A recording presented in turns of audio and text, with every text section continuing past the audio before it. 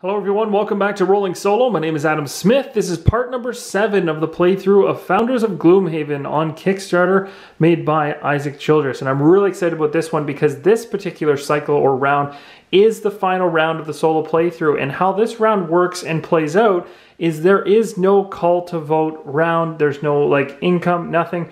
It's just essentially the game ends the second I burn my hand of cards out. So I have my cards in hand to use. When they're done, we see whether all resources have been delivered to the prestige buildings in play. So this is where things get interesting. I now have a total of 1, 2, 3, 4, 5, 6 prestige buildings in play for the 6 rounds leading up to the 7th. I need to deliver to all 6 of those in this round or I lose. A couple things actually I want to mention, clear up before we start going with this round. Okay, first off, the point system. Somewhere along the line in terms of keeping track, I must have had too many drinks and somehow this score track ended up way up higher than it actually is. I'm actually at 49, so I'm not too sure how that got skewed, but basically for every resource in solo play that you get points. When you deliver, the only other way that I'm aware of that you get points in the game is if you happen to buy advisors that have an extra point symbol right there. But I never did. All the advisors that are currently in my hand were always zeros. So I will double check that to ensure, but from what I saw in my hand prior, I never had a single 1 card. I can do a quick check to see if one of the ones I tossed, nope, not that one, not that one, and not that one, no. So yes, I never ever got one advisor that would have given me a +1 in the point category in the bottom right. So we're at 49 points, and we're starting this round with a whole bunch of gold here, I guess, or coins. We've got, I think it's 14 if I remember correctly. So we got 5, 3, this is 4, 5, so we have 14, exactly. So we have 14 coins going in. We have a lot of work to do. We have 2 meeples available. We're at 13 income, but that doesn't matter much anymore. Even if our income increases, we'll never see it because the point at this stage of the game is to get things down. Now, the biggest mistake, guys, I made, and you guys are probably already going, wait, don't start yet. Guess what? I knew it the second I did it. So in the prior part 6, I put the soldier's garrison in an illegal spot. So the other things you guys are be aware of is that I can't actually place this anywhere in this section because it matches the same color of a prestige building already in existence. I have to put this in this section, but it can't be on this location. It's a legal central location. It has to be touching at least one forested location. So what I'm going to end up doing is pushing this thing way up here in the corner. All right, so we're going to put that thing way up there, which means this neutral claim token is on it. It was never delivered, and the reason it was never delivered is because I didn't have a road that could lead to it. I took a look around to see whether or not there was anywhere else I could have dropped it that would have worked, and there's not a single other place that I could put it that'd be a legal placement on green. Green is totally cluttered up now to the point that I have no more room. I can't even put this soldier's garrison over here because I already have a university with the same color in this section of the board. So based on the rules, it has to go there or potentially over here. This is the closest to my road, so it makes the most logical sense. So let's see what we can do here to make this happen. I need to deliver a whole ton of resources, and I'm really feeling like this is going to be a massive stretch. But we're going to jump into it and see what we can do. So obviously silk is prime. Silk, if we do our silk one this turn, we cover 3 of the buildings. So that's the obvious one. In order to get silk down, we just need to get the gear and the calf or cattle. We have those in place, so those are perfect. So I'm going to go ahead, I'm going to use an upgrade to build an advanced resource. And we're going to talk about building that particular one we needed, which was from the get-go, this guy right here, the real expensive resource cloth. It's costing us 6, but now we at least have all the coins we need to pay for it. So this is going to be 3, 4, 5, 6. Now the only thing I'm going to do really quick before I do this is double check that my advisors don't help me out because I might have something here that actually helps me. This one says build, oh, I could use this to build and it'd get 2 connecting roads instead, or build and then gain 2 tier 2 or fleeting influence. Fleeting influence is not going to help me at this point. So this building roads could be good. Let's take a quick look to see what type of, well, it's a square. So where is that going to fit in the best? It can't be next to any resource that I currently already own. So that's where things get a bit sticky. So before we go ahead and do this upgrade card, I'm going to make a little change here in terms of what I'm planning on doing, and I hope that this pans out. So the first thing I'm going to do is I'm going to actually use a card face down in order to get in order to get, or to use my one of my meeples for a racial action. Got to figure out which one I don't want to use. I don't plan on building a house or using a bridge this turn, so I'm going to use this as my follow action to activate one of my meeples to put on here to build up to 4 road tiles. We're going to plot some more roads out, and I'm going to build my roads around here to get to access this side of the board. So that's 3, and then we'll do maybe like one more. Yeah, that makes sense. Putting it here gives me more access to all the different directions. Perfect. So we got 4 more roads. And now what I'll do is do my, not that one, sorry. I'll be doing my upgrade action now. So now I'm going to play my upgrade action. I'm going to pay my 6 coins. So 1, 2, 3, 4, 5, 6. I'm going to go ahead and I don't need to use the advisor card at this point because I get a free dirt or road token with this one. Now I can go ahead and put this one into play. In terms of putting it down, it can't be next to anything that I currently own, so I could put it like so. So we'll lock it in like this, and this is going to allow me to put a claim token on it, which is then going to bump up my income, which doesn't really matter because we're at the end of the game, but it's nice to do it anyway. This is automatically silk. It's going to connect everything and deliver to a whole bunch of places. So we have a delivery here, which gives me 7 points. So let's go 49 to 56. This is going to connect all the way back up to the brown door, which is going to then satisfy this one for 7 points. So then this one's going to jump to 63. And then it's going to go, it's flowing through, again, the road's connected, so it's going all the way back, all the way through. And where's the, yes, all the way to the Temple of the Great Oak for the final one. So 3 buildings satisfied at 7 points a pop every time. That's a crazy amount of points. That's great. So now we've satisfied and completed this building, and this building. So in essence, these 3 would typically go, it would go up like this, which is an outrageous amount, but it doesn't really matter because the end of the game is coming anyway. We're not going to get to that stage of paying for it anyway. We have to have everything delivered or we lose.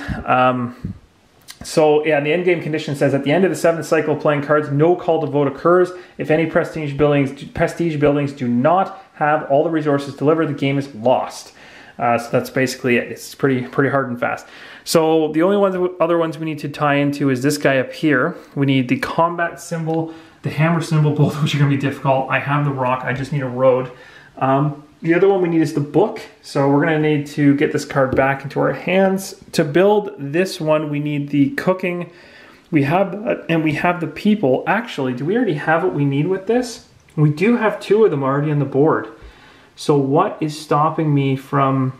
The cooking already goes through and across. Awesome. So the cooking, we already have the cooking. We just need to build... We just need to build that advanced resource. Oh man, this is going to be brutal. I don't know if I'm going to be able to afford this. Yikes. Okay, so let's see what else we can do. First, we need to... Do we have anything? Gain access to an advanced resource for free. Yikes, that sounds amazing. Gain access to an advanced resource for free. Ooh, gain access. I don't think that means build it. No, it's not build. We need build. I do have these ones. Oh, here's 2 more advanced advisors. So let's do this. Let's do...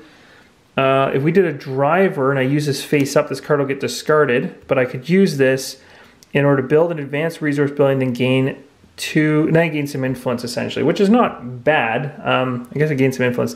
So let's go and try to build the book one first, which we need to satisfy the university. So we need to have the food and the writing symbols. And I believe, if I'm looking through these correctly, we have the writing and we have the food. Where the heck is the food? Over...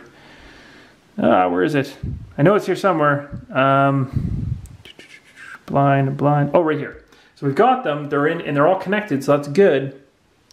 We just need to make sure that we get that symbol. So in order to get that one, that is the book. It's this long one here. So I'm going to use this card as the advisor card. This is going to get discarded. It is a tier 2 resource, so we're going to gain 2 fleeting influence, which is fine. That card gets discarded. I'll gain 2 fleeting influence right now. This card is now need to be paid for, so 4 to build that guy. So this book needs to be established somewhere. We need to have a location to actually put it. So maybe it can't touch, it can't be adjacent like that. So that gets dicey. Let me think. Oh no, sorry, I have an extra road token when I do this upgrade. Is that what did the other one provide me with a road token? Build an advanced resource. No, it doesn't. The driver doesn't give me a road token. So maybe what I'll do instead of using the driver, I'm going to use the paver. So the only thing that changes is I don't get the influence. So I'm going to use this one, and I'm going to chuck this one, but it's going to give me 2 roads, which is perfect because I can use it to connect. I'm going to use those roads in advance because you're allowed to do so. So 2 roads like this to give me some space, maybe even go like this. Then I'm going to go ahead and build this guy like so. So that's going to put another claim token on this, and we own this resource now, which is going to bump our income up again. Doesn't really matter overall. The book now is connected all the way back and is delivered back to the university. So this one's satisfied. I've actually run out of green cubes, guys, so I'm going to go ahead and have to use... I don't think I have any green cubes handy. Do I? Let's see. Nope. Sorry about that, guys. It looks like I've either used all the green cubes in the prototype copy or whatever. So I'm going to have to go ahead and use like a red gem to say that I got that. So bam, we satisfied that one.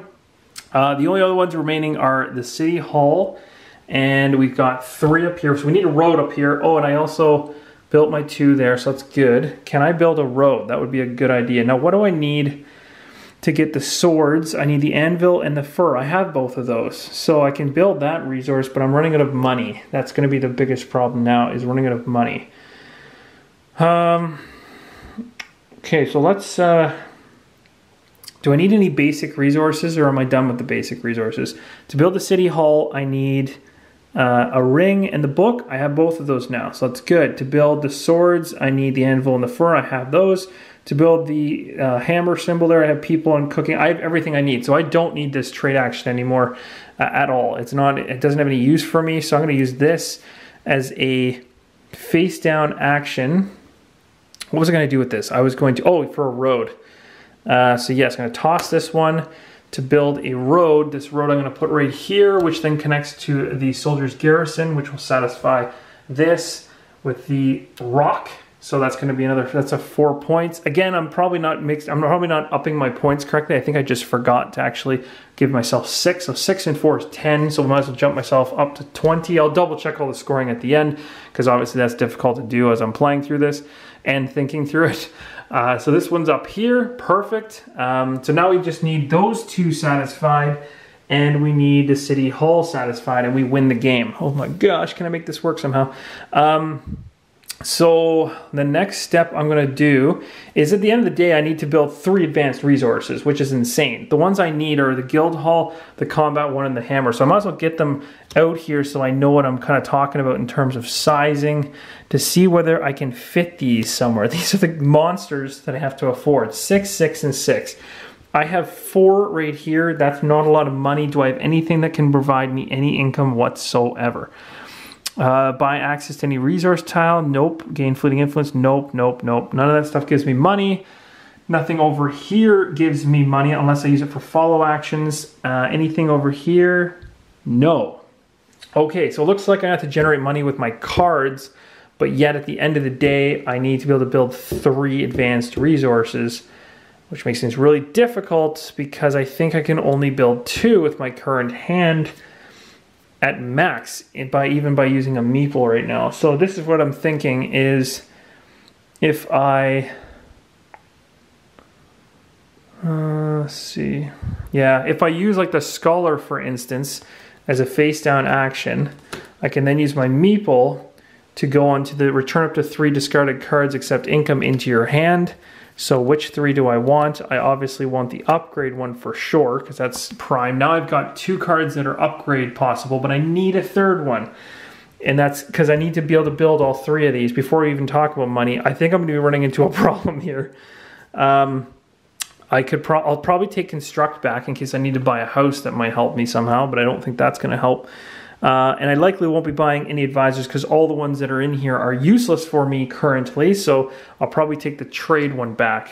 So this one will stay in my discard pile. Okay, so I've used both my meeples now. I'm running low on ideas. I need to make 2 more advanced buildings, or 3 more advanced buildings. I only have $4 to my name. So let's go ahead and build one of the one of the advanced buildings at least. So I might as well move these cards down because I'm not going to be using them anyway. We need to space in here. So what's next on the building agenda? Let's try to complete a building. So let's try to complete the guild hall. The guild hall looks like this. So it's a 6. I'm going to go ahead and use my upgrade action to do this. I also get a road token when I do it. I have to pay 6 gold. So first, before I can pay the 6, I got to follow to make 2 gold. I obviously need to keep the driver. So in terms of following, I'll use the ringleader and I'll use trade because I don't need either of those cards this turn. So it'll give me 2 more coins. That's 6. So that allows me to go ahead now, pay that 6 using the upgrade card, which is right there. And it allows me to get a road and this tile. I'm going to put this tile like this and then maybe put the road like this. This is very interesting. Another claim token would go here, but sorry again, I've run out. I could go ahead here really quick and just steal one from another bag of a different color. So actually what I'll do is I'll replace the other gems that I ran out of teal tokens for. I'll use these for now, the yellow ones. So we got a yellow one way up there, satisfied, that one satisfied. Those were already there, by the way. I'm not doing this right now. Those were already there. I'm just switching them out from the tail. And then, of course, this one goes here. It's going to bump up my income, which doesn't really help me all that much. But it does help me in the fact that that's the guild hall, and it ties itself all the way back to the Merchants Guild, which will satisfy this one. So that's one of the things we did need to do. And by doing so, we gain 8 points. So now we're 1, 2, 3, 4, 5, 6, 7, 8. We're at 28. Oh my gosh, we need 2 more. We've run out of money. We have no more meeples left. We have 3 more cards. We can't generate any more income, guys. I think we need to just admit defeat when we have run into it. It came really close. I can't even generate enough income to do anything more. The only other thing I could do maybe is like construct a house, which would give me another meeple. So maybe let's do that. So I'll use an action like the recruit face down to give me, actually I need money. I need 3 money just to be able to do the house construction. So I really have run into a wall now. This one says driver, build an advanced resource building, then gain 2. So I still have to pay for it, which I don't have the money for. So regardless, I think I've hit the wall, guys. So I think at this point it's safe to say there's nothing else I can do strategically with these 3 cards in my hand. And we are in the 7th round, so I had to have delivered resources to every single building in play. And currently the only ones outstanding was actually it's just this one, the Soldier's Garrison. It was just those 2 resources, which just end up being these 2 guys right here. We couldn't get them into play. So it was so close. But you know what? This is the kind of game that makes me want to come back and play it again. And that's what's cool about it. That's one thing. So I mean, if you're looking for final thoughts, I'll throw them in right now because I'm not going to probably do a component overview or talk about the game in general. But I will tell you that, I mean, obviously, I think I played this fairly well. I think the layout is fairly good. I made some mistakes along the line, which I cleaned up. But you can see this is not the kind of game, even with a decent strategy, where you're just going to automatically succeed. It seems like there's quite a challenge built in. And even when I try to delay delivering resources to prestige buildings to avoid this from occurring, which is like multiple fleeting influence from showing up, at the end of the day, it still was tough. That last prestige building, by not having enough lasting influence to pick which prestige building was the last one to come out, because it cost me so much influence in the last part to clean up all the ones that I didn't deliver when I delayed. I didn't have enough influence to actually pick one of the smaller ones. Like for instance, I could have, if I had had enough influence, you know, piled up and saved and stuff like this, I might have been able to pick one of these that I already have the resources for. But just the way the cards played out, or my strategy played out, it didn't work out. But the really cool thing is, guys, I mean, look at the size of this map. I'm playing solo. I'm already sprawling across one section. almost completely sprawling across the second. I haven't touched the third, but again, you can start this game over again and start in a different section for increased difficulty. I'm playing in the easiest section. Apparently, the second easiest section is up here in this corner area, although you've got to deal with a giant hole here and get over this rock area with a gate. But regardless, you still have your entrance, your forest, and your central areas, which are good. You have more of that over here. So this is the easy area, the medium area, and the very hard area in terms of where you start. So you can play this even when you eventually build Gloomhaven well enough that you defeat it by starting here like I did. If you can manage to deliver all the resources, you can then replay it again and upping the difficulty by starting in the medium area and trying to fine tune. You know what, at the end of the day, this is probably going to be a real good mechanism for people that really want to efficiently build a game when they want to play with even more players. So whether you want to play this solo alone by yourself and just continue to try to be more efficient with these great win-loss conditions, you can also essentially practice your city building so that when you play with other players, you become better at laying out your grid of resources and knowing